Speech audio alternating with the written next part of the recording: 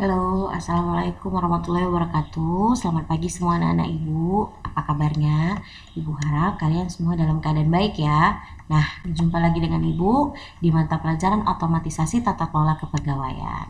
Nah, pada pagi hari ini kita bertemu di pertemuan ke-9. Nah, ada baiknya sebelum kita memulai pembelajaran kita pada pagi hari ini, kita berdoa dulu menurut agama dan kepercayaan kita masing-masing. Berdoa dimulai. Berdoa selesai. Oke, langsung saja ya anak ibu, kita mulai pembelajaran pertemuan kita pada pagi hari ini. Nah, jadi materi bab kita masih sama dengan pertemuan yang lalu, yaitu pertemuan 8, itu tentang pangkat dan jabatan pegawai. Adapun kompetensi dasarnya yaitu menerapkan daftar urut kepangkatan pegawai dan menyusun daftar urut kepangkatan pegawai. Nah, lalu ada yang berbeda di tujuan pembelajaran kita pada pagi hari dengan pertemuan sebelumnya, yaitu tujuan pembelajarannya yang pertama menjelaskan prosedur kenaikan pangkat dan jabatan, yang kedua memahami membuat dokumen daftar urut kepangkatan pegawai. Oke, langsung saja. Nah, ini lanjutan dari pertemuan sebelumnya, kita masuk ke subbab C, yaitu tentang prosedur kenaikan pangkat dan jabatan. Jadi, kenaikan pangkat bagi PNS ini secara umum dapat dibagi menjadi 4 ya. Yang pertama itu ada kenaikan pangkat reguler. Nah, jadi kenaikan pangkat reguler nih yaitu penghargaan yang diberikan kepada PNS yang telah memenuhi syarat yang ditentukan tanpa terikat pada jabatan. Nah, syaratnya yaitu sudah 4 tahun dalam pangkat terakhir. Setiap unsur penilaian pelaksanaan pekerjaannya itu sekurang-kurangnya bernilai baik. Jadi, kenaikan pangkat reguler tuh reguler. Jadi jalur umum. Jadi pangkat umum. Jadi mau kamu itu tidak berprestasi atau tidak melakukan sesuatu yang dikatakan luar biasa dalam karir atau dalam jabatan kamu tetap akan naik pangkat karena memang sudah peraturannya dalam undang-undang udah diatur bahwasannya kenaikan pangkat PNS ini memang ada setiap 4 tahun sekali itu harus wajib naik pangkat. Itu namanya kenaikan pangkat reguler.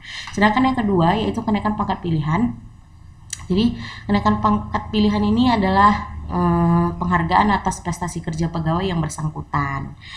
Jadi kalau seorang PNS tadi prestasi kerjanya tinggi, dia melakukan sesuatu yang membanggakan, yang menaikkan instansinya atau mengharumkan daerahnya, maka dia mendapatkan kenaikan pangkat pilihan. Jadi kenaikan pangkat pilihan ini diberikan kepada PNS dengan jabatan fungsional dan jabatan struktural. Nah, kenaikan pangkat PNS pangkat pilihan ini dengan jabatan fungsional itu tidak harus 4 tahun sekali dia naik pangkat, tapi sekurang-kurangnya 2 tahun dalam pangkat terakhir. Nah, kemudian sedangkan untuk kenaikan pangkatan jabatan struktural tadi harus 4 tahun setelah pangkat terakhir. Jadi kedua pangkat ini tadi jelas berbeda ya. Nah, selanjutnya itu ada kenaikan pangkat anumerta. Nah, jadi kayaknya anak ibu udah biasa sih, udah sering dengar apa itu kenaikan pangkat anumerta. Nah, jadi kenaikan pangkat anumerta ini diberikan kepada PNS atau ASN yang dinyatakan tewas atau meninggal dunia dalam menjalankan tugasnya. Nah, yang dimaksud atau yang dinyatakan tewas ini gimana sih, Bu? Nah, yang pertama, dia meninggal dunia dalam dan karena menjalankan tugas kewajibannya. Yang kedua, meninggal dunia dalam keadaan lain yang ada hubungannya dengan dinasnya, sehingga kematian itu disamakan dengan meninggal dunia dalam dan karena menjalankan tugas kewajibannya. Lalu ada juga meninggal dunia yang langsung diakibatkan oleh luka atau cacat yang disebabkan dalam melaksanakan tugas dan kewajibannya. Lalu yang terakhir itu meninggal dunia karena perbuatan anasir yang tidak bertanggung jawab ataupun sebagai tindakan anasir itu. Jadi itulah kenaikan pangkat anumerta. Nah, yang keempat itu ada kenaikan pangkat pengabdian. Nah, kenaikan pangkat pengabdian ini diberikan bagi PNS yang meninggal dunia atau akan diberhentikan dengan hormat karena hak pensiun tadi dan usianya telah mencapai batas usia pensiun. Jadi wajib diberikan kenaikan pangkat Nah, kenaikan pangkat tadi setingkat lebih tinggi apabila ada syaratnya. Apabila yang A memiliki masa kerja sebagai PNS selama pertama sekurang-kurangnya 30 tahun secara terus-menerus dan sekurang-kurangnya telah 1 bulan dalam pangkat terakhir. Lalu yang kedua sekurang-kurangnya 20 tahun secara terus-menerus dan sekurang-kurangnya telah 1 tahun dalam pangkat terakhir. Nah, yang ketiga itu ada sekurang-kurangnya 10 tahun secara terus-menerus dan sekurang-kurangnya telah 2 tahun dalam pangkat terakhir. Itu adalah kenaikan pangkat pengabdian. Nah, jadi itulah tadi ya, kenaikan pangkat anumerta dan kenaikan pangkat pengabdian. Udah ngerti ya anak-anak ibu? Oke, kita lanjut. Nah, subbab D ini atau poin D ini yaitu kita membahas tentang membuat dokumen duk pegawai.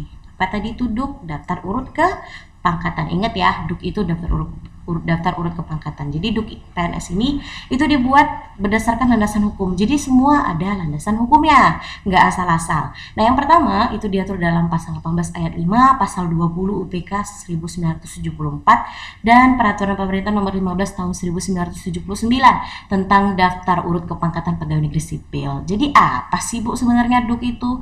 Duk atau daftar urut kepangkatan pegawai negeri sipil yaitu suatu daftar yang di dalamnya memuat nama pegawai sipil dan satuan organisasi negara yang disusun menurut tingkat kepangkatannya. Nah, duk ini telah ditetapkan, diumumkan dengan cara yang jelas sedemikian rupa sehingga PNS yang bersangkutan dapat dengan mudah membaca.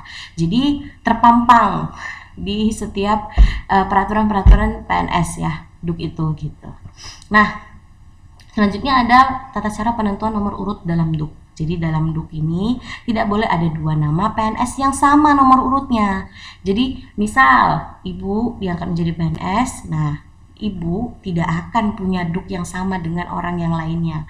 Misalnya namanya sama-sama Haprila gitu kan, tapi beda, pasti harus beda. Haprila ibu, nomor duknya dengan Haprila yang lainnya itu harus beda nomornya, tidak boleh sama. Nah, jadi bagaimana caranya supaya menentukan nomor urut tadi tepat dan setiap orang tuh berbeda? Maka dilihatlah kepangkatan tadi dengan berturut-turut dilihat pangkatnya, jabatannya, masa kerja, latihan jabatan, pendidikan dan usia. Pasti kan berbeda ya, Haprila ibu pendidikan terakhirnya, usianya, masa kerjanya dengan Haprila yang lainnya kan pasti berbeda. Maka dari pangkat, jabatan, masa kerja, latihan jabatan, pendidikan dan usia tadi disitulah diurutkan untuk pembuatan duk tadi. Jadi maka nomornya pasti berbeda-beda.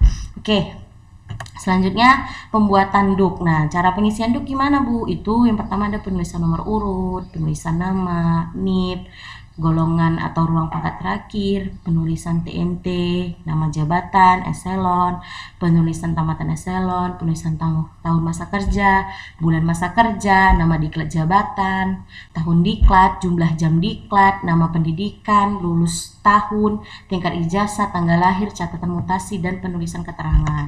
Jadi itu semua harus dilihat untuk pengisian duk atau daftar urut ke pangkatan. Oke, selanjutnya ada perubahan dan penghapusan nomor urut dalam duk. Jadi perubahan nomor urut itu bisa terjadi dalam duk dan diatur. Tapi yang pertama itu apabila dalam tahun yang bersangkutan terjadi mutasi kepegawaian yang mengakibatkan perubahan itu dalam duk yang bersangkutan. Jadi duk ini bisa berubah kalau yang bersangkutan tadi atau yang PNS tadi dimutasi kerjanya gitu.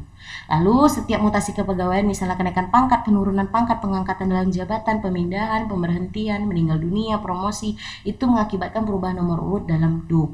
Kemudian yang terakhir untuk memudahkan pengurusan duk, perubahan-perubahan karena mutasi kepegawaian cukup dicatat dengan menuliskan jenis mutasi kepegawaiannya aja. Nah, selanjutnya kalau tadi ada perubahan nomor urut, kita masuk ke penghapusan nomor urut.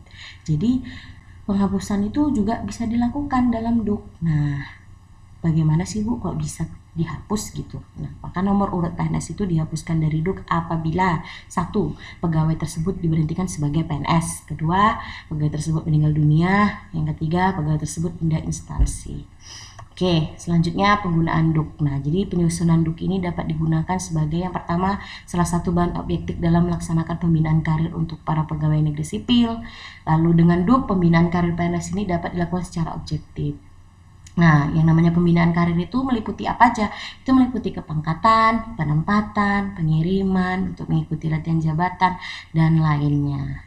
Yang terakhir, DUK juga berguna untuk bahan pertimbangan dalam mengisi lowongan. Jadi ketika ada lowongan maka PNS yang menduduki DUK lebih tinggi itu wajib dipertimbangkan lebih dahulu. Bahwasanya ini ada DUK yang lebih tinggi, maka dia dululah yang harus mengisi lowongan yang kosong tadi untuk menduduki suatu jabatan. Tapi akan tetapi bila tidak mungkin diangkat untuk mengisi lowongan yang kosong tersebut, maka ya bisa digantikan dengan syarat-syarat yang lainnya. Jika syarat-syarat yang lainnya itu terpenuhi, misalnya dia tuh cakap dalam bekerja, ada jiwa kepemimpinannya, pengalamannya ada, dan lain-lainnya, maka ya harus diberitahukan kepadanya sehingga ia dapat berusaha untuk memenuhi kekurangan tersebut untuk kepentingan masa mendatang.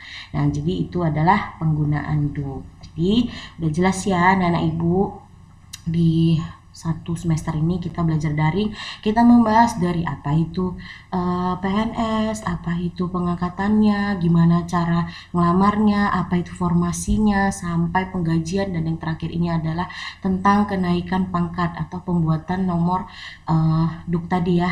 Jadi udah kita bahas semua, satu semester udah full. Jadi Ibu harap kalian mengerti. Jika ada yang belum paham bisa ditanyakan sama Ibu.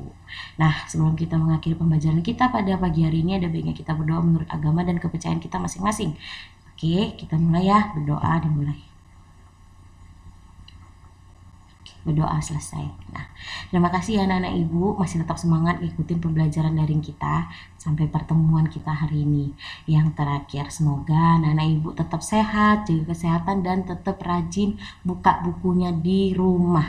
Oke, assalamualaikum warahmatullahi wabarakatuh. Selamat pagi.